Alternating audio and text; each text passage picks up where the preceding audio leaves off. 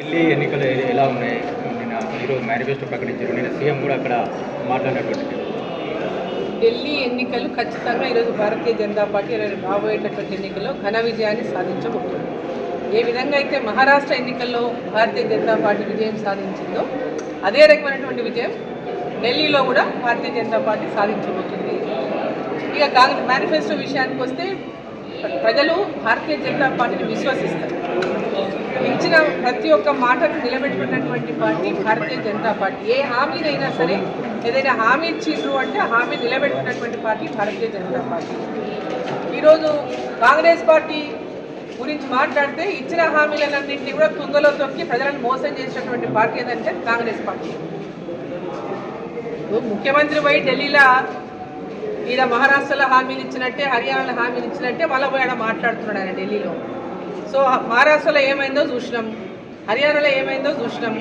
ప్రజలు భారతీయ జనతా పార్టీని విశ్వసిస్తున్నారు, కాంగ్రెస్ పార్టీని విశ్వసించడం లేదనేది స్పష్టమైంది ఇదివరకు. సో ఈరోజు అభివృద్ధి వైపు చూస్తూ ఉన్నారు, అదేవిధంగా ప్రభుత్వం యొక్క పరిపాలన తీరును చూస్తున్నారు. ఈరోజు ఢిల్లీలో కంప్లీట్గా కేజ్రీవాల్ యొక్క పరిపాలన పూర్తిగా ఫెయిల్ అయిపోయింది. అక్కడ ప్రజల్ని పూర్తిగా మోసం చేసేటువంటి పరిపాలన ఈరోజు ఢిల్లీ ప్రజలు ఫీల్ అవుతూ ఉన్నారు. సో ఈరోజు వాళ్ళు మార్పు కోరుకుంటున్నారు. ఢిల్లీలో కేంద్రంలో భారతీయ జనతా పార్టీ ఉంది, ఢిల్లీలో కూడా భారతీయ జనతా పార్టీ రావాలి, ఇక్కడ డెవలప్మెంట్ కావాలి. డెవలప్మెంట్లో కేజ్రీవాల్ అనుకున్న రకంగా డెవలప్మెంట్ చేయకుండా కేవలం మాటలతోనే సమయాన్నంతా కూడా వృధా చేసేటటువంటి విధంగా ఉంది. అవినీతిని పెద్ద ఎత్తున అవినీతిని కూపంలో కూరుకుపోయి అవినీతి ఆరోపణ ఎదుర్కొని జైలు కూడా పోయొచ్చిండు కేజ్రీవాల్ గారు.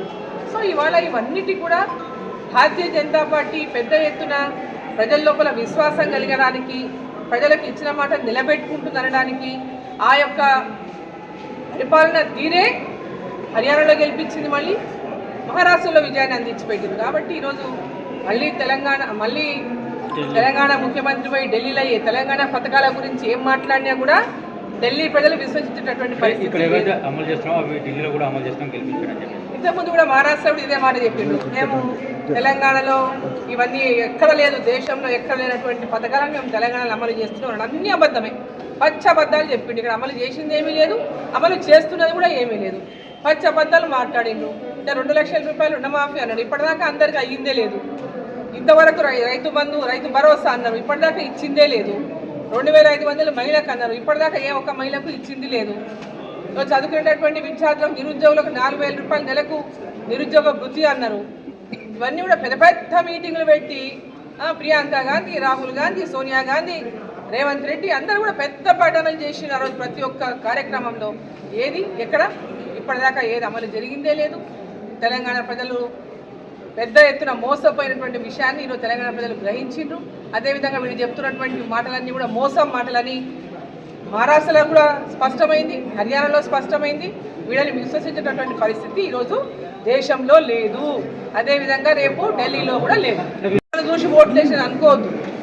మీరు చేసినటువంటి అబద్ధ ప్రచారాలు, మీరు ఇచ్చినటువంటి అబద్ధపు హామీలు, మోసం చేసిన తీరుకు ప్రజలు మోసపోయిండ్రు, మిమ్మల్ని కుర్చీలో కూర్చోబెట్టారు.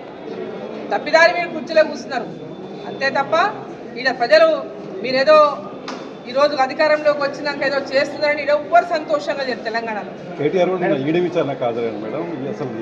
ఇంకా భారతీయ జనతా పార్టీ మీద అంటే వాళ్ళ భారతీయ జనతా పార్టీకి కాంగ్రెస్ పార్టీ ఇక్కడ సమకాలీనంగా నిలబడలేకపోగా ఈరోజు ఏ విధంగా మళ్ళీ ఒకసారి ప్రజల్ని మోసపుచ్చాలని బీజేపీ ఒకటి, బీఆర్ఎస్ ఒకటి, బీజేపీ బీఆర్ఎస్ ఒకటి, ఇంకా ఎంతకాలం ఈ పాట పాడి బతుకుతారు? ఇంకెంతకాలం ఇదే పాట పాడతారు? ఈ పాట మీరు పాడిన పాట ఎలక్షన్లో పనికి వచ్చింది. మీరు కుర్చీ ఎక్కిండ్రు, 6 గ్యారంటీలు అందరూ కుర్చీ ఎక్కిండ్రు. ఇంకా కేసీఆర్ మీద కోపం వచ్చింది, ఓట్లు వేసిండ్రు. మీకు మీ గొప్పతనం ఏం లేదు దాంట్లో. ఎదుర్కొంటున్నాడు కేటీఆర్ ఈ కార్ రేస్ విషయంలో ఆరోపణలు ఎదుర్కొంటున్నాడు. దాంట్లో విధానాలకు విరుద్ధంగా ఇక్కడి నుంచి డబ్బును విదేశాలకు పంపినటువంటి ఆరోపణలు దాంట్లో చాలా స్పష్టంగా ఎదుర్కొంటున్నాడు. దాని విషయంలో విచారణ ఈరోజు ఈడీ కావచ్చు, ఏసీ కావచ్చు, విచారణ జరుగుతుంది.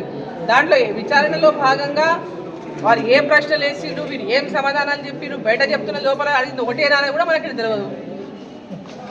లోపల ఏం అడిగిండ్రో బయట ఆయన వచ్చి ఏం చెప్తుండో మనకు తెలియదు కదా. అడిగిన వాళ్ళకి తెలుసు, చెప్పినైనా బయట వచ్చి చెప్తున్నాడు. నిజంగా లోపల ఏం చెప్పిన అనే సంగతి ఇక్కడ వాస్తవంగా చెప్పకూడదు.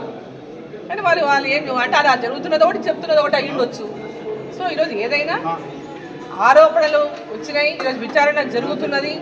అవినీతి జరిగిందనేటటువంటిది వాళ్ళ తెలంగాణ ప్రజలు ఈరోజు నమ్ముతున్నారా లేదనే దానికి విచారణలో ఆ విషయాలన్నీ కూడా బయటకు వస్తాయి.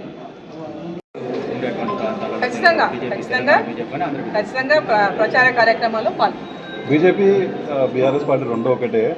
ఈ డైలాగ్ చెప్పి అలసిపోయిన వాళ్ళు ఈ డైలాగ్ బీఆర్ఎస్ బీజేపీ ఒకటే, బీఆర్ఎస్ బీజేపీ ఎన్నికల ముందు ఒకటే ఒర్లి ఒర్లి ఒర్లి ఒర్లి ఒర్లి వాళ్ళ నాలుక కూడా పాపం ఇదైపోయిండొచ్చు. దాంట్లో సక్సెస్ అయినామని చెప్పేసి అదే ప్రజలకు అంతా అర్థమైంది. ప్రజలకు అర్థమైంది బీఆర్ఎస్